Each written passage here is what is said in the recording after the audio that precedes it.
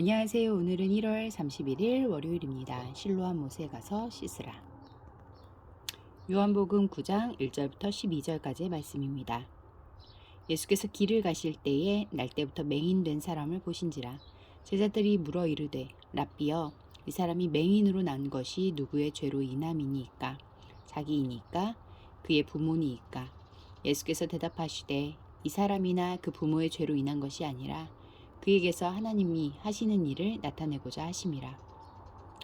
때가 아직 낮음에 나를 보내신 이의 일을 우리가 하여야 하리라. 밤이 오리니 그때는 아무도 일할 수 없느니라. 내가 세상에 있는 동안에는 세상의 빛이로다.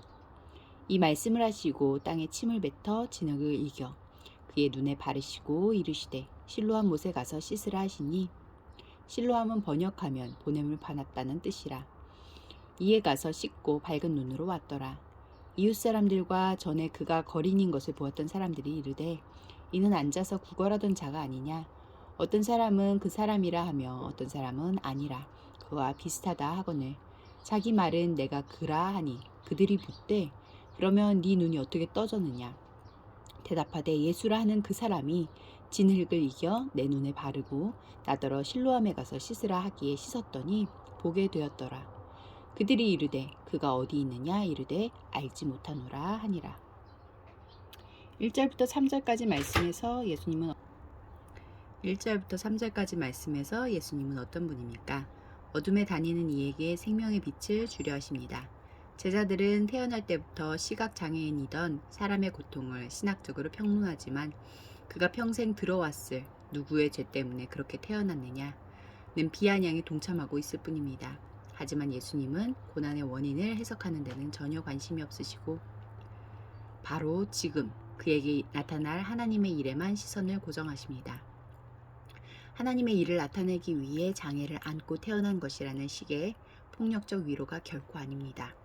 그의 지난 삶에 가해진 수많은 논평이 틀렸음을 그가 직접 하나님의 일을 통해 입증하도록 예수님이 어둠에 빛 비추는 일을 하시겠다는 것입니다.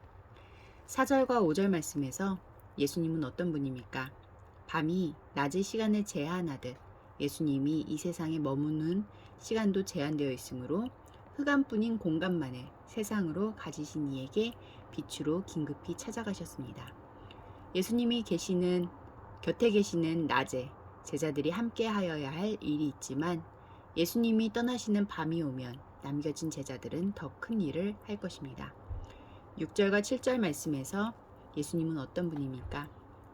창조의 말씀이신 예수님은 흙으로 사람을 처음 창조하시듯 침을 뱉어 진흙을 이겨 시각장애인의 눈에 바르십니다.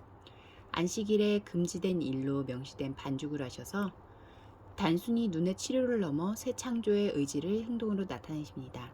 태어나면서 볼 수 없던 사람에게 다시 태어나지 않으면 볼 수 없는 하나님 나라를 보게 하시려는 것입니다. 이 새 창조는 두 번째 모태에 들어감이 아닌 실로암에 들어감으로 이루어지는 것임을 보이십니다. 실로암은 보내심을 받은 예수님을 통해 보냄받은 자가 보냄을 받은 성령을 통해 거듭나는 것을 보여주시는 상징입니다.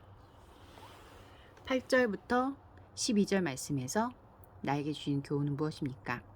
하나님에게서 보냄받으신 예수님이 종교 지도자들의 불신 속에 내가 그다 하고 말씀하셨듯이 예수님에게서 보냄받은 사람도 이웃 사람의 불신 속에 내가 그다 하고 증언합니다. 나는 보냄을 받은 자로서 보게 된 것을 어떻게 증언하고 있습니까? 기도하시겠습니다. 공동체를 위해서는 제게도 빛을 주셔서 감사합니다. 이젠 보내신 곳에서 빛으로 살게 하소서. 열방을 위해서는 1600만 국민이 가야 기아 상황에 처한 예멘의 인도주의적 지원이 국제사회와 선진국으로부터 지속적으로 이루어지고 무엇보다도 근본적인 문제인 내전이 속히 종식되도록 함께 기도하시겠습니다.